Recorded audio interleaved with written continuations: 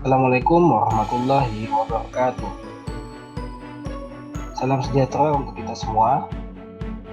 Kembali lagi dalam media belajar prakarya dan kewirausahaan kelas 11 semester 1.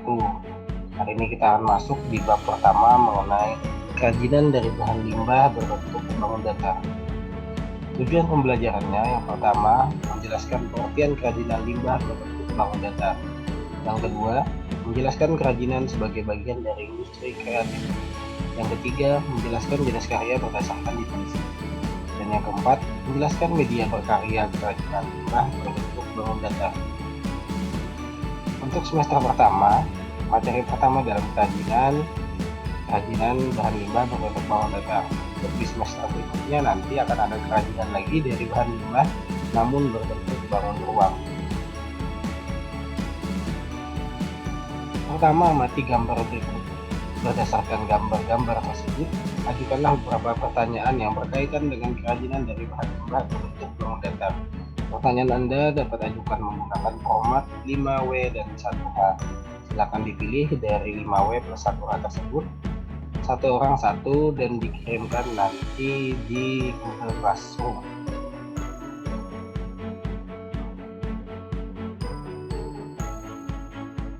Materi pertama, pengertian kerajinan dari bahan limbah. Kerajinan berbahan limbah merupakan salah satu hasil kreatif untuk didaya gunakan dan dimanfaatkan sebagai media berkarya seni. Limbah berada di sekitar kita sehingga mudah diperoleh dan berpeluang besar untuk dikembangkan sebagai karya seni. Limbah disebut juga dengan sampah. Sampah-sampah tersebut dapat berwujud plastik bekas, kaleng bekas, kain perca yang banyak kita jumpai di mana-mana. Kebanyakan, kain perca adalah bahan yang paling sering digunakan sebagai limbah yang dipergunakan dalam kerajinan karena motif-motifnya yang unik dan bisa dimanfaatkan menjadi berbagai macam bahan tertentu sehingga menjadi kerajinan yang luar biasa baik. Kain perca dapat dimanfaatkan menjadi sebuah karya yang mempunyai nilai estetis dan nilai ekonomis. Nilai estetis artinya mempunyai nilai seni atau enak dilihat dan lain sebagainya. Sementara nilai ekonomis artinya bisa dijual atau mudah dijual.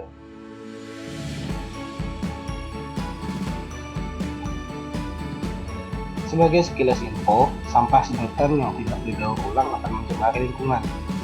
Sebagaimana kita tahu, plastik memiliki waktu yang lama untuk bisa terurai di dalam tanah. Untuk menggugah kepedulian masyarakat terhadap lingkungan, sekarang beberapa restoran cepat saji di Indonesia mulai mengikuti tren menggunakan Indonesia tanpa sedotan. Selain itu, masyarakat Indonesia pun mulai beralih ke sedotan yang terbuat dari bahan kaca, stainless steel, dan bambu agar bisa dipakai berkali-kali.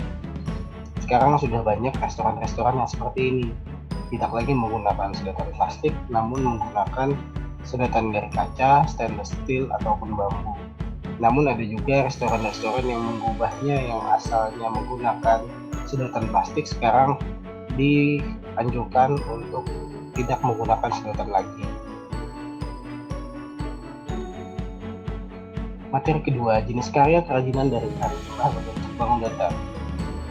Pertama, kerajinan dua dimensi. Kerajinan dua dimensi merupakan kerajinan yang mempunyai ukuran panjang dan lebar, sehingga bisa memiliki luas karena adanya panjang dan juga lebar. Produk kerajinan dua dimensi sebagian besar memiliki fungsi hias karena keberadaannya dapat digantungkan di dinding. Contohnya seperti kerajinan lukis yang difigura dan ditempel di dinding. Itu termasuk ke dalam kerajinan dua dimensi karena hanya memiliki lebar dan juga panjang. Selain itu, kerajinan dua dimensi ada kalanya memiliki nilai fungsi, seperti keset lantai dari kain perca. Dengan demikian, kerajinan tersebut seringkali berfungsi untuk menambah keindahan ruangan, serta dinikmati pula keindahan wujudnya. Lukisan merupakan seni rupa dua dimensi yang paling sering kita temui. Yang kedua, kerajinan tiga dimensi. Kerajinan tiga dimensi adalah kerajinan yang memiliki dimensi panjang, lebar, dan juga tinggi, sehingga dapat diketahui volumenya. Kerajinan tiga dimensi merupakan kerajinan terapan yang berfungsi untuk memenuhi kebutuhan sehari-hari, Perbedaannya antara kerajinan dua dimensi dan tiga dimensi adalah dua dimensi hanya memiliki panjang dan lebar, sementara kerajinan tiga dimensi memiliki panjang, lebar, dan tinggi. Sesuai dengan gambar yang ada di samping, gambar tersebut bisa kita lihat ada panjangnya, ada lebarnya, dan ada tingginya. Jadi tidak hanya rata saja seperti lukisan yang hanya punya panjang dan lebar. Yang ketiga, media berkarya kerajinan dari bahan limbah berbentuk bangun datar. Media berarti sarana atau alat untuk mencapai tujuan. Medium dalam ilmu bahan berarti zat pengikat, yaitu bahan yang berfungsi untuk mengikat bahan yang lain agar menyatu. Dalam konteks berkarya, media mencakup pengertian bahan, alat, dan teknik yang digunakan dalam berkarya. Kebanyakan orang malah menyamakan antara bahan dan juga alat. Sementara itu sebetulnya bahan dan alat itu merupakan hal yang berbeda. Kita akan bahas satu persatu. Yang pertama adalah bahan. Bahan yang digunakan untuk berkarya kerajinan tentunya limbah yang berasal dari alam ataupun hasil olahan manusia. Karakteristik bahan ditentukan oleh beberapa aspek berikut. Yang pertama, keindahan alam yang terkandung dalam bahan. Yang kedua, kesan permukaan bahan atau tekstur. Yang ketiga, keras dan lunaknya bahan. Jadi, karakteristik bahan ditentukan berdasarkan tiga hal tersebut. Yang kedua adalah alat. Alat atau tools adalah perkakas untuk mengerjakan bahan atau material dalam karya seni. Alat memiliki peranan penting karena dapat mengubah bahan menjadi karya seni yang menakjubkan. Jadi beda antara bahan dan alat adalah bahan adalah sesuatu yang diperlukan untuk membuat karya seni sebagai utamanya sebagai dasar dari karya seni tersebut, sedangkan alat adalah cuma perkakas yang bisa kita jadikan untuk membuat bahan tadi menjadi sebuah produk yang bernilai.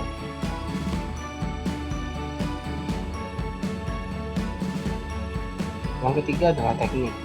Teknik merupakan cara untuk memanipulasi bahan dengan alat tertentu.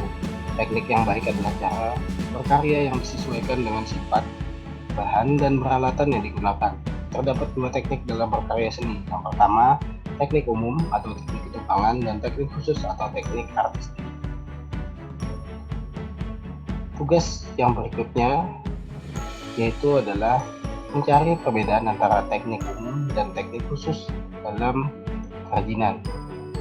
Silakan cari pengertian dari teknik umum dan teknik khusus, dan silakan nanti digabungkan dengan tugas-tugas sebelumnya dan tugas berikutnya menjadi satu file dan dikirimkan di Google Classroom, prakarya, dan kewirausahaan. Berkarya pada media kerajinan dari bahan limbah berbentuk bangun datar. Membuat kerajinan dengan menggunakan bahan limbah yang berbentuk bangun datar memerlukan media yang tepat. Hal tersebut bertujuan agar produk yang dihasilkan sesuai dengan nilai fungsi secara optimal. Yang pertama, membuat kolase dari kain pecah. Kolase artinya komposisi artistik yang dibuat dari berbagai potongan bahan seperti kertas, kain, kaca, logam, dan kayu yang disusun dan ditempelkan pada permukaan bidang, pola, atau gambar. Potongan kain yang disusun menjadi karya kolase untuk hiasan dinding termasuk karya limbah bangun datar karena hanya memiliki panjang dan juga lebar. Seperti contoh yang ada di samping, ini termasuk kolase, di mana potongan-potongan dari kain yang berbeda-beda digabungkan menjadi satu hingga menjadi satu kerajinan bangun datar. Yang kedua, membuat hiasan dinding dari aluminium. Aluminium memiliki komposisi yang terdiri atas tembaga, silikon, dan magnesium. Bahan tersebut bersifat unik karena memiliki kesan kuno. Guna membuat hiasan dinding dari aluminium, bahan yang diperlukan adalah plat aluminium seperti yang terdapat pada minuman kaleng bekas seperti pada gambar di samping. Pasti sudah banyak atau sering kita temui dalam kehidupan sehari-hari meminum soda dari bahan aluminium tersebut. Sekilas kita bahas sedikit tentang tokoh. Yang di samping ini adalah Nur Handiah Nyetaguba, merupakan wanita kelahiran Banyumas, Jawa Tengah. Ia mampu mengolah sampah kulit kerang menjadi berbagai macam barang pajangan antik seperti vas bunga, lampu, piring, dan meja. Barang-barang tersebut cocok diletakkan sebagai hiasan di ruangan rumah dan memiliki nilai jual yang cukup tinggi. nilai jualnya sangat tinggi, sementara sebetulnya modalnya tidak terlalu banyak karena hanya menggunakan sampah kulit kerang. Inilah keuntungan dari menggunakan kerajinan dari bahan limbah, karena limbah kebanyakan tidak terlalu berharga sehingga harganya murah atau bahkan tanpa biaya sama sekali. Sementara setelah kita buat dengan baik, akan memiliki nilai estetik atau nilai ekonomi sehingga harga jualnya menjadi sangat tinggi. Materi kelima, langkah-langkah perancangan desain, produksi, biaya produksi, dan laporan kegiatan usaha. Yang pertama, kita bahas tentang perancangan desain. Untuk perancangan desain akan ada beberapa tahap. Tahap yang pertama adalah persiapan. Persiapan desain baru untuk bahan limbah sangat penting karena harus disesuaikan dengan selera pasar.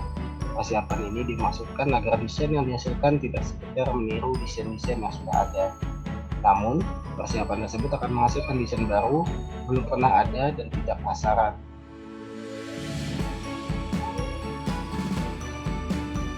Berikut bagian persiapan perencanaan desain produk. Yang pertama, kita harus melakukan riset terlebih dahulu. Kira-kira di sekitar kita apa yang belum ada atau apa yang kira-kira dibutuhkan di daerah kita namun belum banyak orang yang menjual. Setelah itu baru kita eksplorasi bentuknya kepada calon pengguna, kira-kira seperti apa bentuk yang diinginkan oleh calon pengguna. Lalu kita akan membuat ide produk dari riset dan juga eksplorasi bentuk yang kita laksanakan. Setelah kita mempunyai ide produknya, maka tinggal mengembangkan produk tersebut. Setelah produk tersebut dikembangkan, barulah akan jadi sebuah prototipe produk milik kita sendiri. Setelah itu baru kita laksanakan penjualan produk. Tahap yang kedua adalah tahap pengembangan. Setelah melakukan tahapan persiapan, langkah selanjutnya adalah memfokuskan pada upaya untuk mengkonkretkan ide-ide rancangan yang masih bersifat abstrak menjadi sebuah sketsa atau model atau prototipe. Proses-proses tersebut hanya dapat dilakukan melalui proses eksplorasi bentuk desain kerajinan yang lebih spesifik melalui tahapan divergen dan konvergen. Apa itu tahapan divergen dan tahapan konvergen? Ini adalah tugas berikutnya untuk kalian. Silakan kembali masukkan di daftar tugas. Apa pengertian dari tahapan divergen dan tahapan konvergen? Tahap yang ketiga adalah produksi. Secara umum, buatan produk kerajinan diawali dengan persiapan bahan baku dan komponen-komponen yang dibutuhkan sesuai dengan konsep yang diinginkan. Bahan harus dalam kondisi siap dikerjakan sesuai dengan alat dan fasilitas produk. Hal tersebut dilakukan untuk pencegahan terjadinya kerusakan atau defek produk yang tidak diinginkan.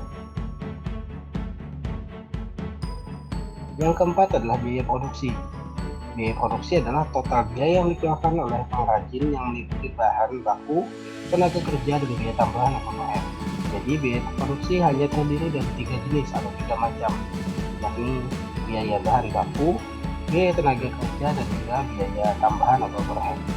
Biaya yang tidak termasuk biaya bahan baku dan biaya tenaga kerja maka dinamakan biaya tambahan atau overhead.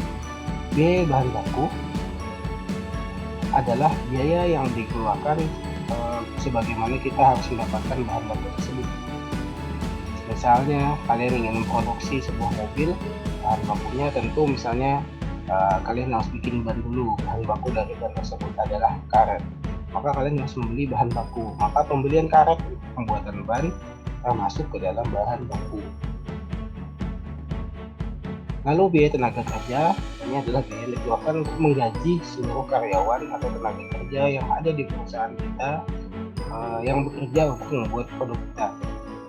Itu dinamakan sebagai biaya tenaga kerja. Sementara biaya tambahan ini adalah biaya lain-lain yang tidak termasuk dari biaya tenaga kerja dan juga biaya pembelian bahan baku.